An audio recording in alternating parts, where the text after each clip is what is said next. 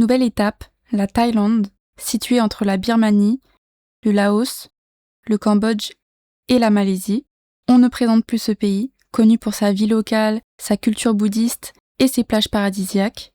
Ici, les ambiances sont très différentes entre le nord, le centre, le sud et les îles. C'est pourquoi il y aura 4 épisodes en Thaïlande, à commencer par le centre. C'est parti. Samedi 2 novembre, après 1h45 de vol depuis Penang et moins 1 heure de décalage horaire, nous voici en Thaïlande. Il y a plusieurs moyens de rejoindre le centre-ville, dont Grab, mais on a choisi de prendre le bus. C'est le S1 qui se trouve au Floor 1, Gate 8. Après 1 heure de trajet, on arrive à Khao San, le quartier le plus animé de Bangkok, mais ce sera pas pour ce soir. Petite course au 7-Eleven avant de faire nos check-in. Puis un drame se produisit, mon appareil photo s'est déformé en tombant par terre. Au final, il fonctionne, mais c'est normal si vous voyez des vidéos trembler de temps en temps. Vous savez quoi si on monte maintenant là? C'est le même ascenseur que dans Barbie et les 3 mousquetaires, quand Louis il veut se faire tuer par son régent. Dimanche 3 novembre, on commence la visite de la capitale avec le Wat Saket, qu'on appelle aussi Mont d'Or.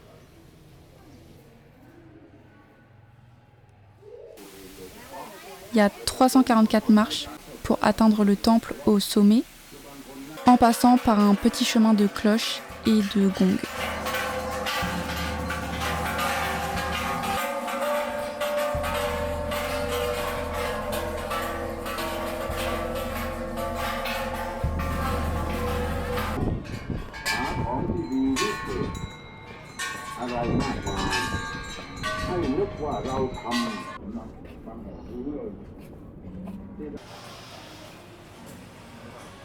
Toujours à pied, on s'est rendu à Chinatown pour visiter le second temple. C'est un des temples chinois les plus importants de Bangkok.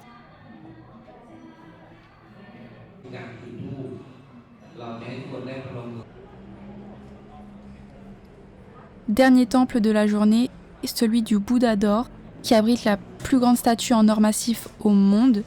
Elle mesure près de 3 mètres, pèse plus de 5 tonnes et est estimée à 250 millions de dollars. Ce qui est marrant, c'est qu'elle avait été recouverte de plâtre pour la protéger des invasions de l'époque. Et c'est que dans les années 50, en la déplaçant d'un temple à un autre, qu'un morceau s'est cassé par accident et qu'ils ont découvert sa vraie valeur.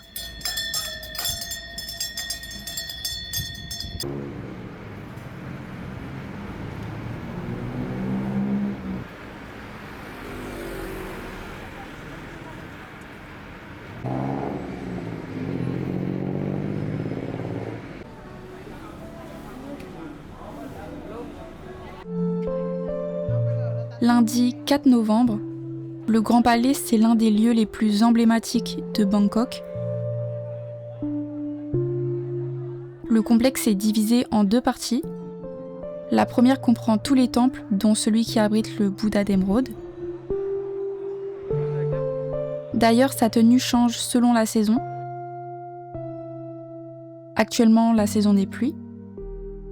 On est rentré par là. On a fait le 10 avec le Bouddha d'émeraude. On est ressorti, on a fait ce palais. On est actuellement ici.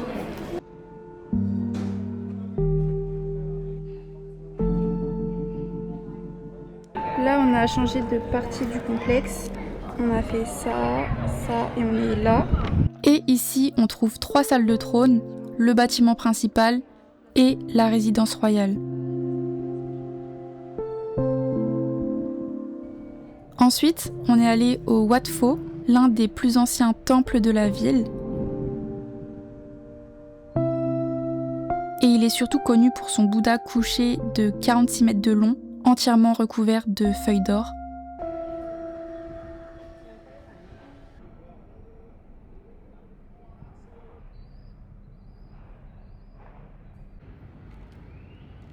On était morts, mais comme on dormait à côté, on a fait un petit tour à Khao San Road, aka la rue de la soif, et on comprend pourquoi.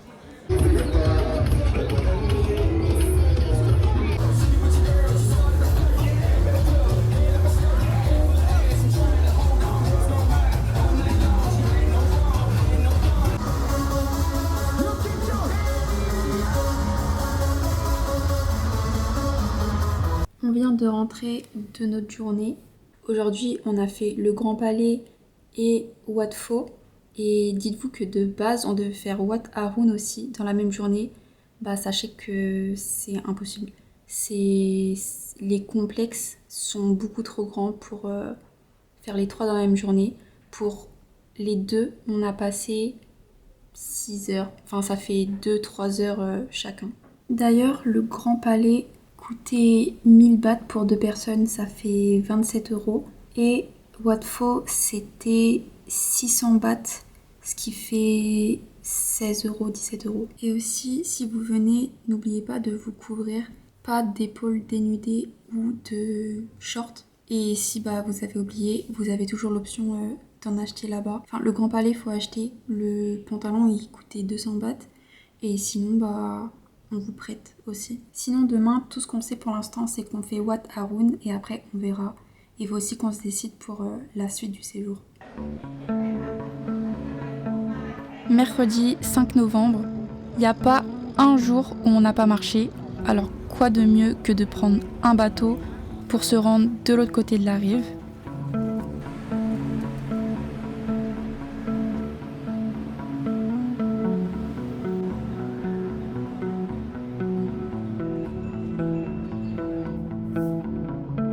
Le Wat Arun est aussi appelé Temple de l'Aube parce que son nom vient du dieu hindou Aruna, associé au lever du jour.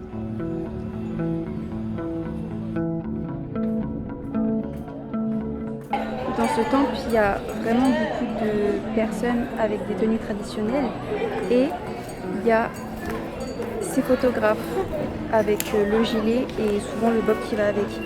Sachez qu'ils sont grave investis.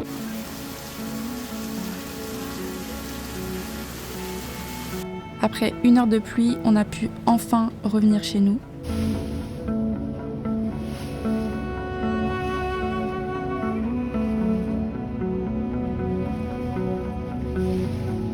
On vient de sortir du 2e ferry. Le ferry retour, c'est 10 bahts pour 2 personnes, ça fait 30 centimes.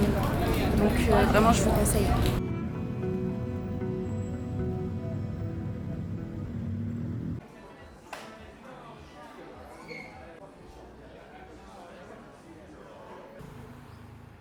Mercredi 6 novembre, après 2h15 de bus, on est arrivé à Kanchanaburi.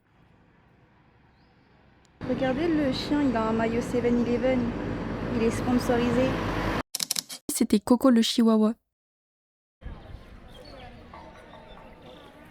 On commence par visiter l'incontournable de la ville, le pont sur la rivière Kwai, qui est un livre et un film qui retrace son histoire.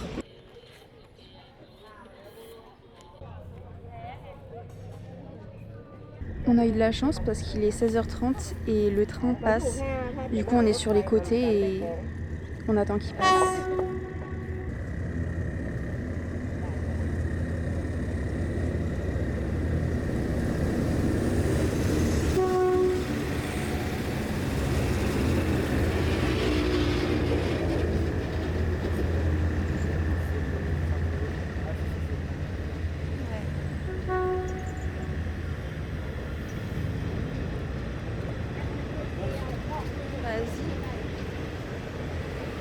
En vrai, on peut grave monter. Le pont de la rivière Kwai fait partie du chemin de fer de la mort, construit pendant la Seconde Guerre mondiale sous l'occupation japonaise. Et l'objectif était de relier la Thaïlande à la Birmanie pour soutenir les troupes japonaises. Sauf que ce projet a coûté la vie à plus de 100 000 personnes, des prisonniers de guerre alliés, mais aussi des ouvriers asiatiques. Ils ont travaillé dans des conditions inhumaines, de force, sous grande chaleur, sans nourriture ni soins.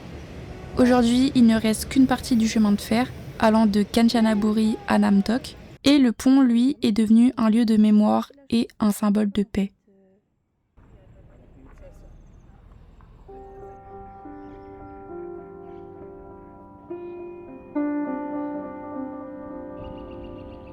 Aujourd'hui, c'était que de la chance parce qu'on a eu le temps de visiter le temple juste avant qu'il ferme.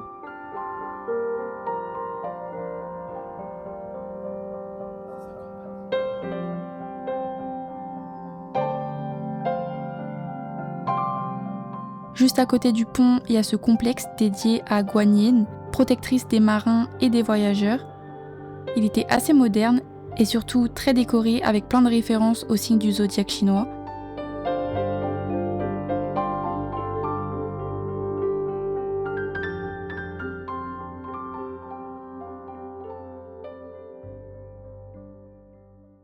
Et pendant qu'on était sur place, on a encore eu un coup de chance parce que le train est repassé dans l'autre sens à 17h40.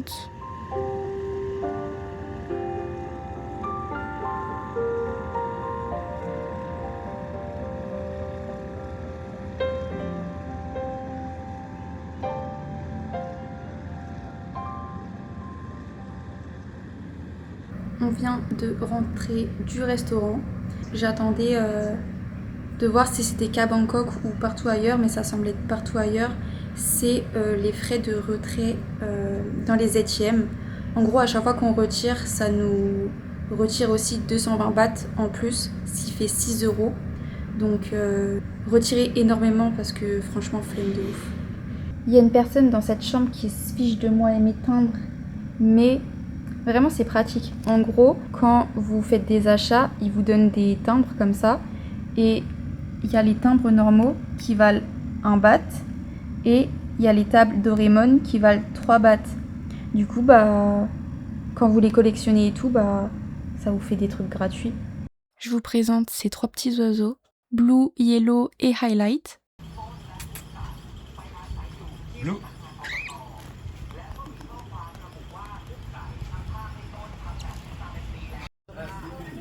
Tu fais quoi là?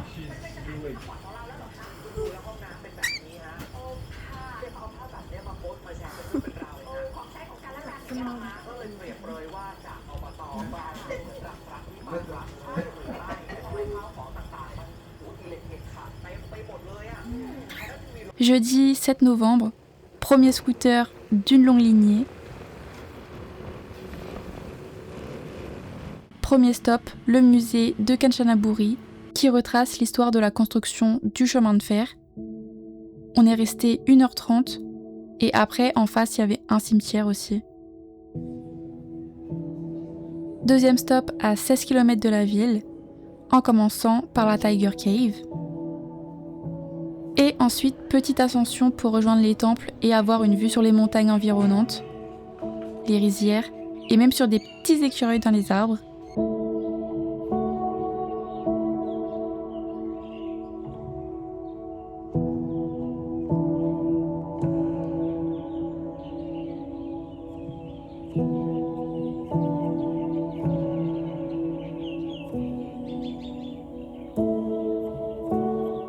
Pour le dernier spot de la journée, on a fait un détour pour voir le Giant Rain Tree.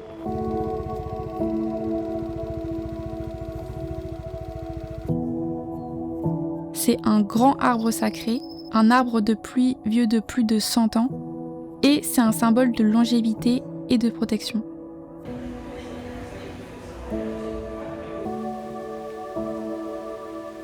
Vendredi 8 novembre, après 1 heure de route depuis Kanchanaburi, on arrive aux cascades d'Erawan, l'un des sites naturels les plus connus du pays.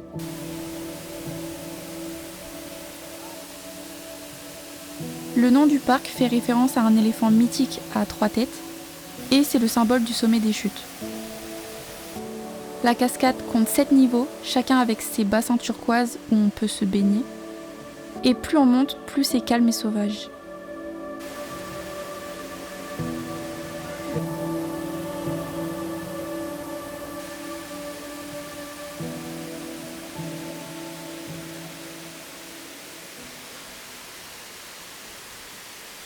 On est le vendredi 8 novembre et on vient de rentrer du parc d'Erawan. Franchement, c'est une ligne droite sur 60 km. C'était simple, la route était... Il n'y avait pas trop de monde, etc. Et ensuite, quand on est arrivé, on a payé les tickets d'entrée qui sont de 600 bahts pour 2 personnes, ce qui fait 16,30 €. Et on a payé 20 bahts en plus pour pouvoir garer la moto. Sinon, il y a un autre moyen pour y aller, c'est de prendre le bus depuis Kanchanaburi. Il est facilement reconnaissable, c'est un bus bleu et devant c'est marqué Erawan Kanchanaburi. Et si ça vous intéresse, ça c'est les horaires du bus, ça passe à peu près toutes les 1 heure. Ça vaut 60 bahts, ça fait 1,30 €. Enfin bref, du coup, on fait notre vie. Le parc ferme à 16h30, on est sur le parking, on reprend la route. Et que vois-je un moment au loin, dans le ciel? Genre je vois un oiseau, et l'oiseau il plane. Je pensais au début c'était un rapace, je regarde sa tête, je vois il a une bosse. Vous savez c'était quoi? C'était un calao. Je suis choquée carrément. On a vu un calao.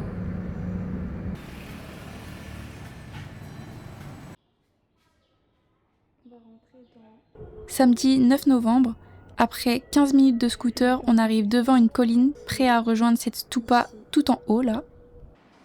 Un peu comme l'autre temple, on passe d'abord par une grotte. Celle-ci, c'est la grotte du dragon céleste. Puis ensuite, on monte les 714 marches. Bien sûr, on le fait en milieu d'après-midi quand le temps est plus chaud. Sinon, c'est pas marrant. J'étais tellement lente que même en accéléré, c'est lent.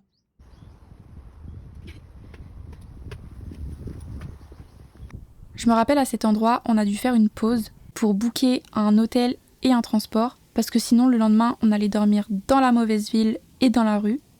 D'ailleurs, l'organisation, c'est des choses qu'on raconte peu à la caméra, alors que dans un road trip, on s'en rend pas compte, mais c'est que ça. Encore une pagode bien méritée.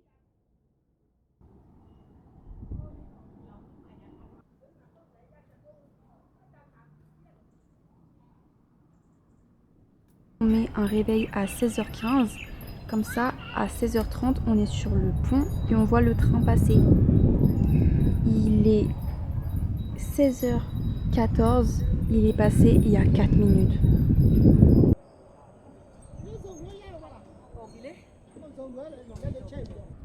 Quand on est sur le pont, il y a une règle à respecter, être derrière les lignes rouges quand le train passe.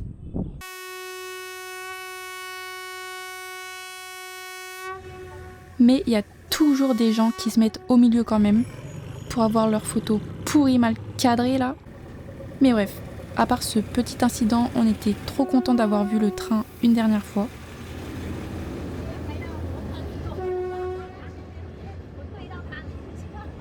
On a dit au revoir au pont. Et dernier resto avec de la viande au basilic et un pad thaï. Ce soir est notre dernier soir à Kanchanaburi. Ce qu'on retient de ce séjour, c'est que c'est une très belle ville, c'est dans notre top 5 pour l'instant. Il y a des visites historiques, culturelles, spirituelles et surtout naturelles. Le temple qu'on a fait aujourd'hui, ça prouve que c'est pas parce qu'on fait un planning qu'on va forcément le respecter. On va supprimer des choses, rajouter des choses. Et là, aujourd'hui, on a rajouté une chose et ça s'est très bien passé. On a grave kiffé et tout. C'était une belle découverte. En tout cas, si vous hésitez à aller à Kanchanaburi, n'hésitez plus parce que franchement, c'est une ville paisible. Il y a la rivière tranquille avec des arbres environnants et les montagnes au loin. C'est tout ce qu'on aime. Aujourd'hui, on est le dimanche 10 novembre et c'est une journée d'anniversaire.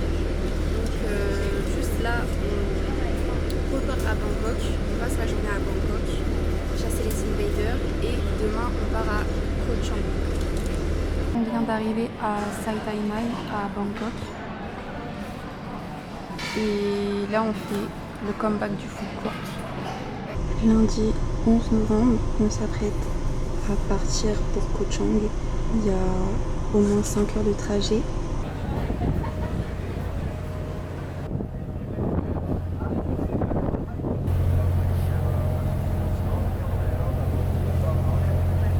Petit aperçu pour vous donner envie dans le prochain épisode.